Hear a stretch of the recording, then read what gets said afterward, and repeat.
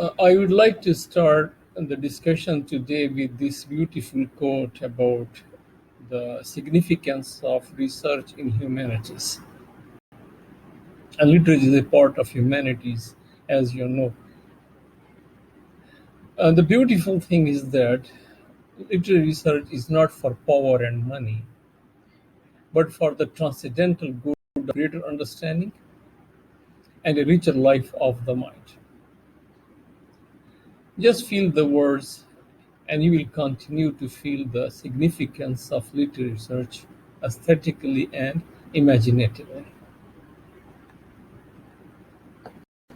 I also like to mention some of the technical aspects of literary research. Technically, literary research falls within the domain of qualitative research paradigm. Here, the focus is on literary text analysis. It is flexible, intertextual, comparative, interdisciplinary, and theoretical. A few words about the flexibility of literary research. It's a good news for the researchers. Literary research is flexible because it allows you a significant amount of latitude and freedom to work on different aspects of your inquiry. Additionally, your analysis continues to deepen as you learn more and study more. Besides, in the presence of the proposal or preliminary outline of research, you can freely work, think, analyze, and respond to the questions. Now, what are parts of a research proposal?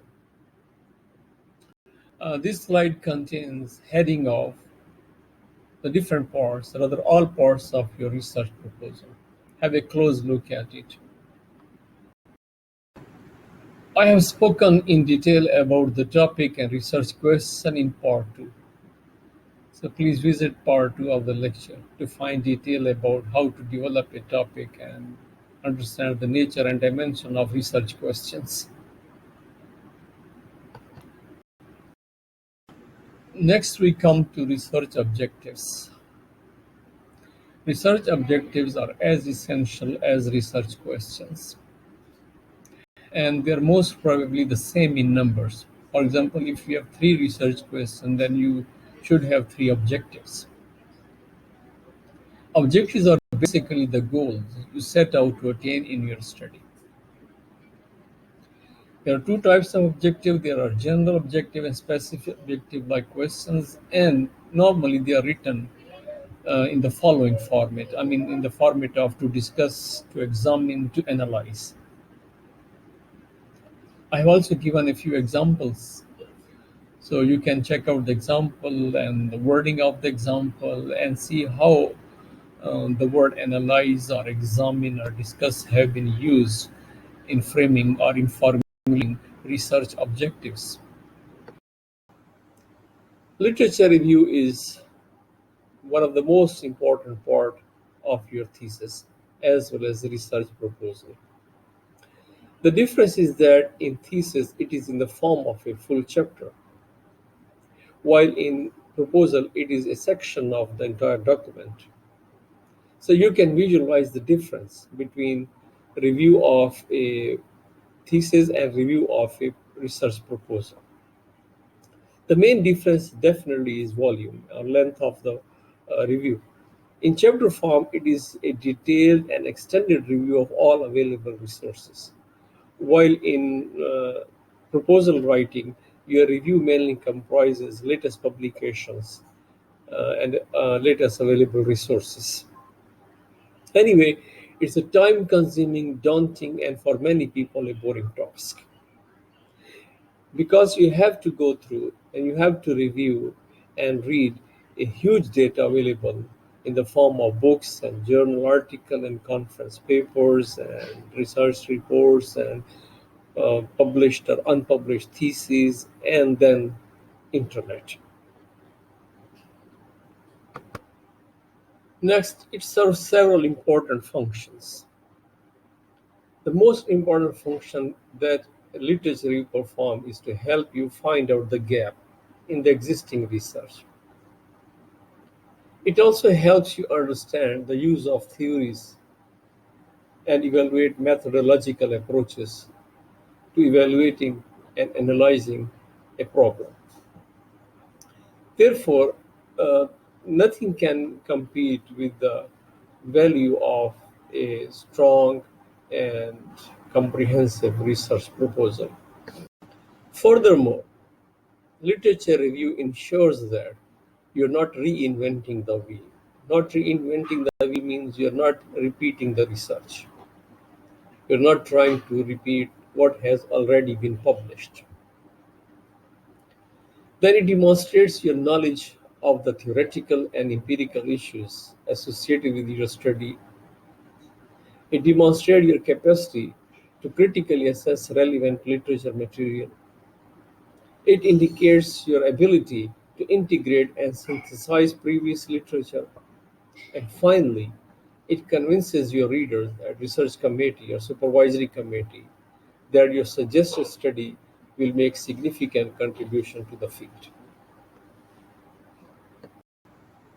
Briefly, the three most important functions of literature review are: 1. To survey the current state of knowledge in the area of inquiry, to identify key authors, article, theories, and findings in that area, and to identify gaps in knowledge in that research area. Just for the sake of emphasis, I would say literature review should be reasonably complete and not restricted to a few journals, a few years, or a specific methodology. Next, a well constructed literature review should indicate the significance of your research questions. Third, a good literature review also helps you modify your research question in the light of findings of the literature review. And finally, literature review can provide you some potential answer to the questions of interest. Therefore, it is a very valuable segment of your journey towards writing a thesis and completing a research project. Now, how to compile a complete and comprehensive literature review? Normally, four steps are required. One, gathering sources in the form of books, chapters, articles, conference papers, other theses, biographies, etc. Then evaluating those sources manually.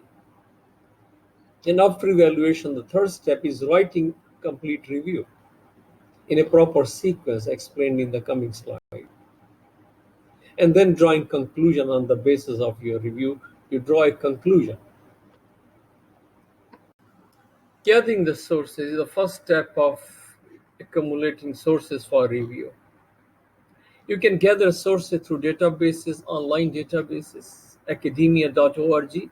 Academia.org provides you freely accessible and downloadable articles and chapters of the book. Then you can use web search engines like Google Scholar, and talking to experts can also help you identify relevant and appropriate sources for review. Then, when searching or when identifying or gathering the sources, you need to have a proper search strategy.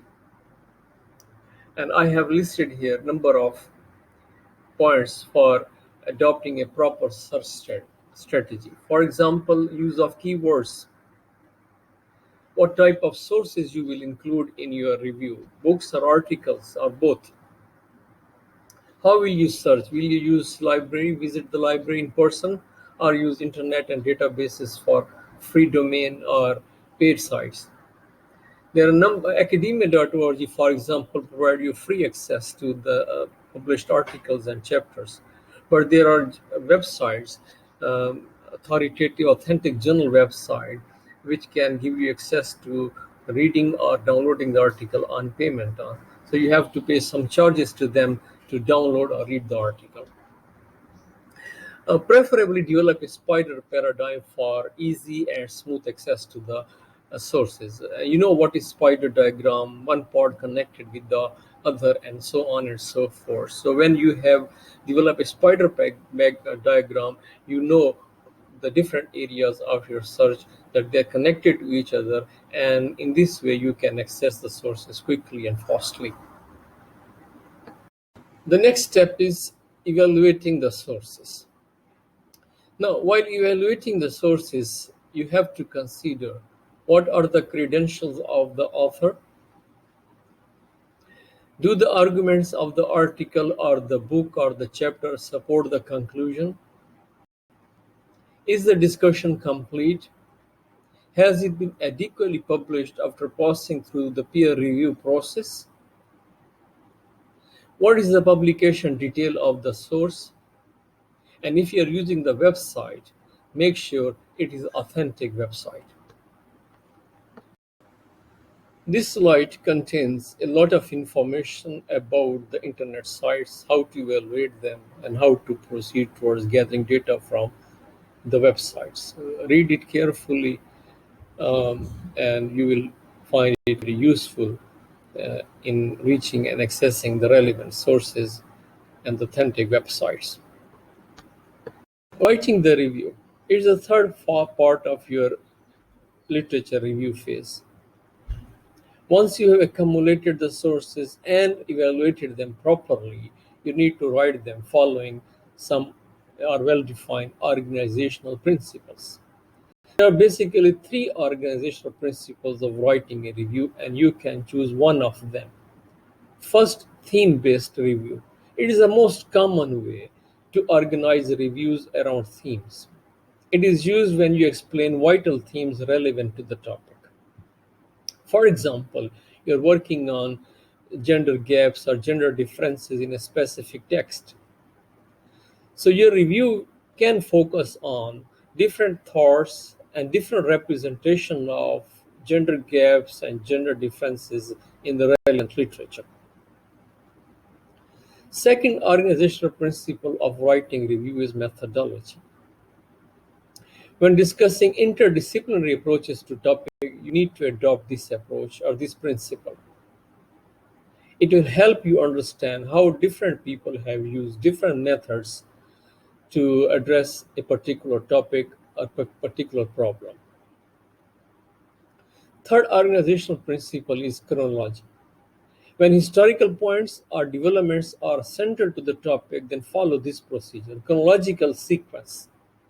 So you record or you write a review of your sources based upon chronological principle. You can move from latest to the uh, past previous one, or from previous one to the latest one. But most preferably, you should proceed from latest to the past word. So these are three organizational principles. Once you have written the review, you need to finish it with a proper conclusion. So conclusion of your review section or review chapter should highlight the main elements and provide a summary of issues raised in the review. It should also point out, in no uncertain words, the gap that you were able to identify in the process of reviewing literature. Delimitations and limitations are part of your research proposal, and every supervisee, every scholar, every researcher has to set them and spell them out clearly. Delimitations are the boundaries that the researcher set for himself or herself, and then provide justification for setting the delimitation. Your delimitation could be related to theory or theories, could be related to text, the number of texts that you should take or you have taken actually for your study, and you have to provide justification for these delimitations. And limitations are factors which are beyond the control of a researcher. They refer to possible weaknesses in the procedure or the method of research. If you have any limitations regarding your any part of the project, then you have to spell them out clearly in the proposal section. Here we come to the usual mistakes. They are usual because all of us, especially the beginner, commit them during the thesis writing stage. And they are related to inability to provide effective research questions or provide proper research context, or inability to provide references to landmark studies in your area, or failure to provide a theoretical background of the study. But one of the most serious mistake is inability to provide coherent and persuasive argument. Remember, arguments or strong arguments are the heart of your thesis, the response to the questions.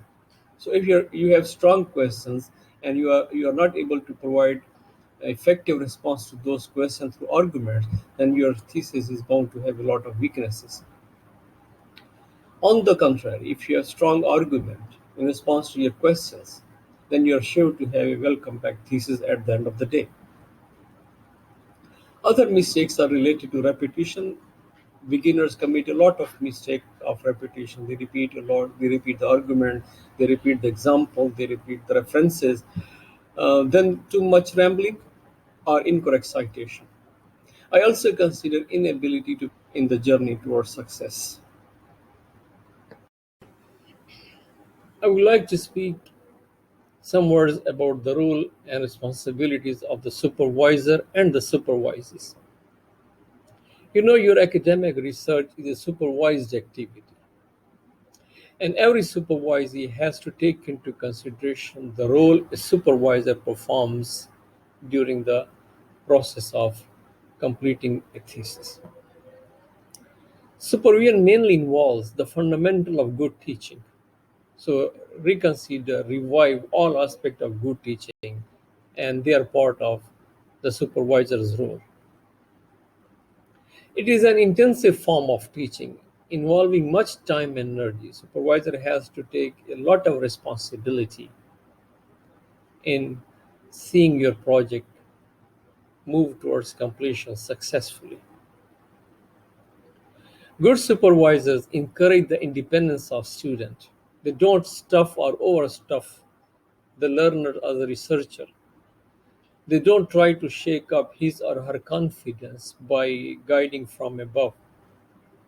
They give him or her maximum degree of independence of thinking, developing questions, formulating objectives, selecting methodology or a framework, and deciding the process or mechanics of literature review.